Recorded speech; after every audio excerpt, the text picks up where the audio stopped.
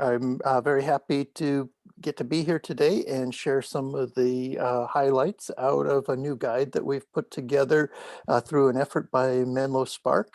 A bunch of us lead authors got together over the course of a year and developed a roughly 90-page guide, pocket guide to how we can retrofit our homes to be all electric. And so carbon-free, utilizing all the carbon-free electricity we've got going here in the Bay Area from the different providers. We figured we can get rid of all the carbon intense fossil fuels that we're using in the home and for the car. So I'll be, let's see, I don't have a video. But I just wondered, I did that because if you had video to turn on. Nope. Yeah, I don't. I'll just show a couple of slides here. I meant well, we just see your name. Oh, okay. That's what I meant. Let me stop the share and try to restart it again. Because I happen to know you're not in the witness protection program. Right. Oh, my own video. Your own video. Let's see if I can find that button. I mean, they just see me and the Palooza banner. Okay, let's see if I can find how to do that. It should be on the left-hand side. I think I found it. There we go. There we go. Okay. So I'll be sharing the guide that we put together, and I'll put a link into the chat when I'm done with a little talking about it. The guide looks at these different attributes. We're covering the health, the safety, the economics, comfort, and climate impacts of going to all electric homes. And so converting our existing homes to all electric. And the reason to be doing that is as we're looking at the latest carbon budgets for how do we try to meet the 1.5 degree Celsius rise, how do we try to stay below that, or the 4 times worse climate damage 2 degrees Celsius rise that the Paris Accord was trying to figure out how to keep us below. And with the US re-entering that agreement, we figured we could look at how can homes stay below that. And so it turned out that from studies done by the Carnegie Institutes for Science at Stanford, they're finding that all of the existing fossil fuel equipment we have in play right now throughout the world, if we run it to the end of its life, it pushes us over the 1.5 degrees Celsius. So if we just use things until they're until they burn out, we go over 1.5 degrees Celsius, and we're a little bit over or a little bit under 2 degrees. But if we install any new gas things, we go over the 2 degrees Celsius rise, and that's 4 times as much climate damage as the 1.5. And we're at about 1.2 degrees C rise so far. So we're closing in on the dreaded 1.5, and I want to try to avoid the dreaded 4 times worse. Also breaking news, a day or two ago, the International Energy Agency, which is a fairly conservative group in Paris that had been primarily supporting fossil fuel up until the other day, has announced they've looked at the science and they agree we must stop fossil fuel expansion and replacement now. So no more fossil fuel devices. So anyway, back to the guide. We've got case studies in the guide. There are about 10 whole home case studies. This one's kind of towards the low end of the cost spectrum. It's a do-it-yourself example of putting in things like on this, if you can see my cursor in the upper left, there's a window heat pump. So it's like a window air conditioner. It just costs $100 more. It has a reversing valve inside. And so in the winter, it uses the refrigerant cycle to grab heat from the outdoors, jack it up to a higher temperature, and put it into the room. And then there's this mini split heat pump that does the same kind of thing. And heat pumps are basically like your refrigerator, which is running a refrigerant cycle to grab heat out of the ice box. jack it up to a higher temperature and blow that warmth across your toes. Sometimes you feel that on the kitchen floor. So these heat pumps, we can use them not just to cool our food, but we can use them to warm our houses and cool our houses. The same device does heating and cooling, so that's pretty cool. We can free up space in the garage that way too. So those two examples are things that, this window heat pump's definitely a do-it-yourself thing. This is a do-it-yourself version of the mini split heat pump. And if you can see on my camera, it's probably able to see the indoor unit of the mini split up on my ceiling. So that's the one in my house. And then this table is just showing some of the costs and time it took to do the installations of those heat pumps, the heat pump water heater, and induction cooktop. And then this interesting device, I like this combined washer dryer machine. One machine that you put dry, dirty clothes into, and then you get dry, clean clothes out of it without having to go back in the middle and check to see if you've forgotten they're moldy.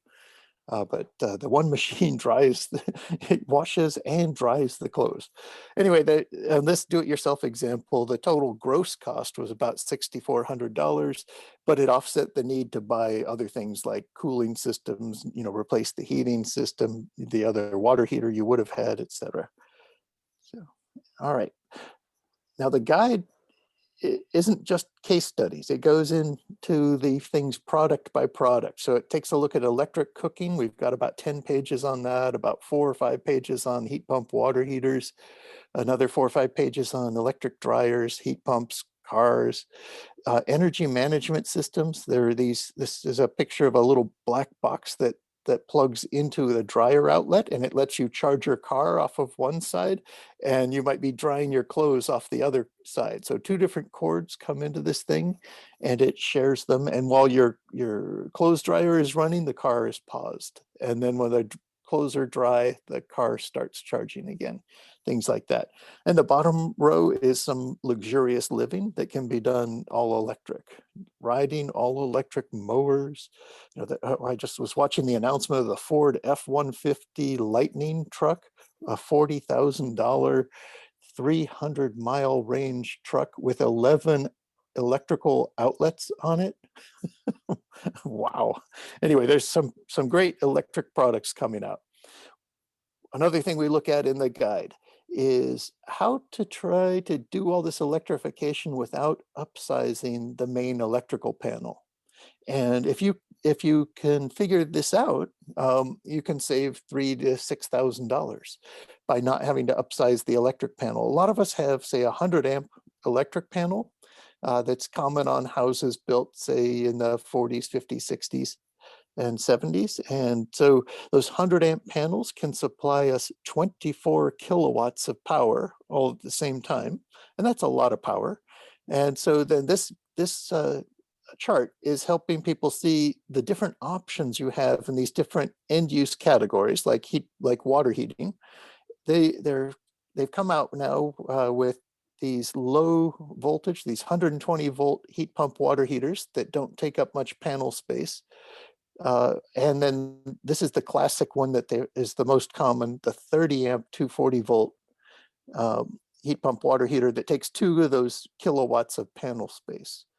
And then the space heating options are compared here, mini splits, say about size for a whole house, about, I guess it's 3 of them at 1 ton. Then here's a central unit. And so different types of heat pumps have different amounts of power needs. And so we talk about that in the guide. And then in cooking, if you get a chance to do a kitchen remodel, one of the interesting ways to save power is to not use wall ovens, but to use a range where the cooktop and oven are built into the same appliance. And so that's one of the things that if I had my kitchen to do over again, I might have picked that one. And then in the different types of clothes drying, there are heat pump dryers that have a low power requirement, condensing dryers that are a low power requirement, and then the very common electric resistance dryer has a higher power requirement. And so it plots out there to about 3 panel kilowatts. And electric vehicle charging You can, your electric vehicle comes with a cord in the trunk that you can plug into a regular outlet, and that doesn't count on the panel sizing. It doesn't trigger you to have to do a panel upgrade. You don't have to get a building permit for that.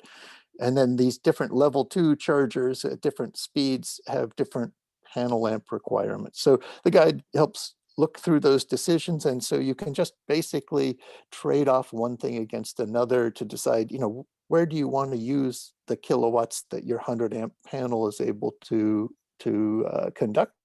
And so this is an artist's rendering of how the amp diet might look on a 100 amp panel. And so the regular circuits that were already there are shown in blue. And then some of the ones that got converted are shown in green, like this for solar array input, a 20 amp circuit doing that, a 20 amp car charger on a 25 amp circuit.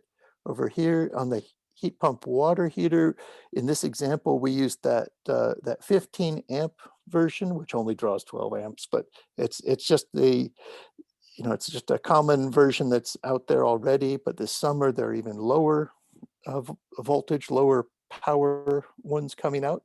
And so we just pick a few devices carefully.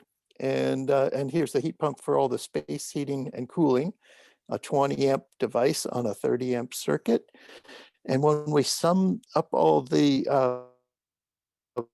nameplate wattages the way the National Electric Code requires us to, we notice that it can all fit on the 100 amp panel. In the lower right, we can see it's under 100 amps, and so it fits on that panel, and that would be an example, say, for a 2,000 square foot house.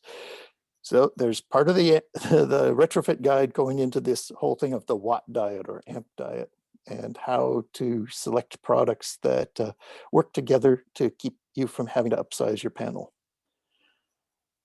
Then there's a bit in there on kind of the do-it-yourself 120 volt section. So, what if you don't want to hire an electrician?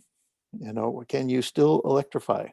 And that answer is yes. So these two images came from the prior slide.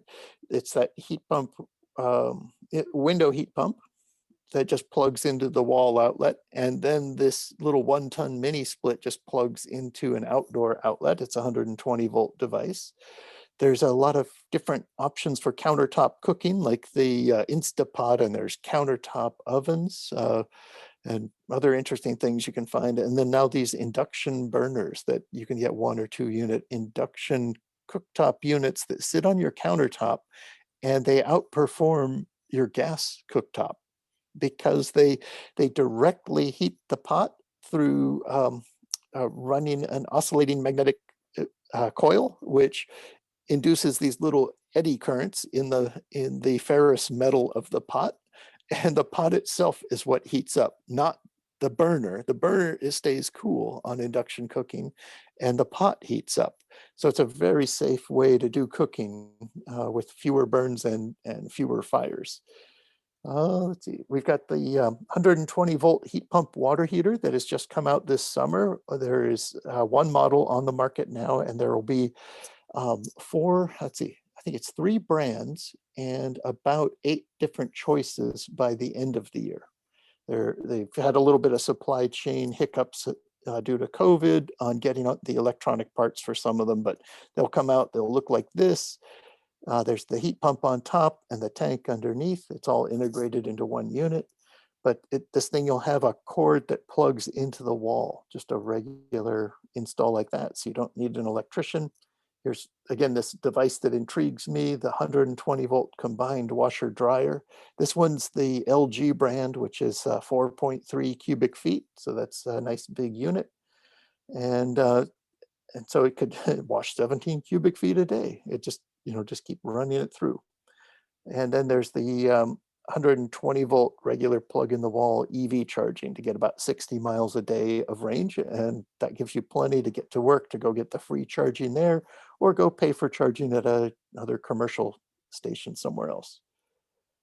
Okay, so I'm almost done with the slides. I've got a little bit of sizing advice about these things. And the sizing advice is different than the old days. A lot of things have changed. Solar has become very cheap. And so the old solar advice used to be size it carefully. And the new advice is size it carefully. No, it's go big. So be careful you don't undersize it.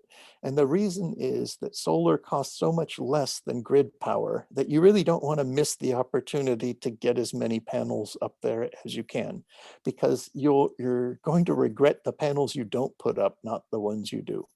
And then for heat pumps, the sizing advice is to get a high quality inverter driven machine.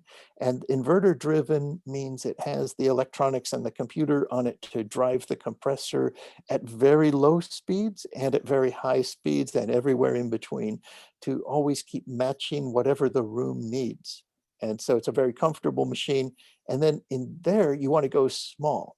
There will be a lot more comfort to having a small unit because it can turn down to the very low power levels needed in our climate to keep you comfortable. On a day like today, which is kind of an interesting day here in Menlo Park, it's a little bit cool outside, so a little bit of heat might be nice. And the small unit is able to produce that very small amount of heat to keep you in balance without any overheating. And then I say consider phasing, and that means with going small, what if you put in one now and everyone's saying that's too small, you need more, and you decide to try it out, and then later if you want another one, you put another one in. So that would be a phased approach. You'd end up with two if you did decide to put another one. And then the heat pump water heater. So it's go big on the storage. Try to put in the biggest tank you can fit in the space for more water storage, because the hot water in it is like a big thermal battery. You can set those machines, those heat pump water heaters, on a program where it uses the low cost power in the middle of the day, which is when our low cost power is going to be in the near future. And you can actually sign up for that now. But it'll use the low cost power and heat the tank up to a nice hot temperature, and then it'll set back and coast across the high rate period, which is going to be about 4 o'clock to 9 o'clock under the new rate schedules. And so on water heaters, I recommend going big on the storage and then going small on the power if you want to save on the panel sizing. And so using a lower amp heat pump water heater. And there's a couple things to avoid too. So avoid delaying. Every day that you delay replacing your water heater is another 7 pounds of CO2 launched up into the atmosphere to last 1,000 years. And because as environmentalists, we're always just trying to use up my water heater's embodied energy. I sure wouldn't want to have to build another one. And the embodied energy in a water heater is about 1/3 of a pound a day. And so you're trying to save 1/3 of a pound a day by not replacing it. Meanwhile, you're putting up 7 pounds a day by running it. So I'm saying we need to get a little bit more logical about this and go ahead and replace these things early before they fail. And then avoid any fossil fuel repeat device, because that voids the Paris Agreement. So don't strand anything new. We all know better now, even the International Energy Agency, which is almost a cartoon name. But okay, so even they know better now. And then avoid single direction air conditioners. Don't put in air conditioning if that's all it does. Pick a double direction, two-way heat pump. A heat pump is an air conditioner. It'll cool you in the summer and it can heat you in the winter. It'll do both jobs. And then avoid high power choices on your appliances and devices if you want it to all fit on the electric panel. And I just wanted to end by saying that you guys here attending this, you are the folks to start this transition. It's going to be an interesting ride. It takes some work to do this electrification and some patience, and we're working out ways to help people along through it. But we will get through this together. I'll post the link to the guide. And the other thing, I'll put in a little plug for an organization I volunteer with called sunwork.org, because we train volunteers to install solar on roofs. A lot of our volunteers learn enough and they like to install their own solar. I learned enough with them to install my own electrification, my own conduit circuits, water heater, all that stuff. So that saved me a bunch of money on doing my transition to electrification. All right, so I'll stop that sharing and I will. Well, yeah, thanks, Tom. It's funny, you've answered so many questions that, you know, have been asked throughout the past 2 days, Oh, and added a couple of really nice bits about recommendations that are kind of changing the, you know, standard orthodoxy. So I think those slides at the end, I think are really worth repeating, and we'd certainly like to do that.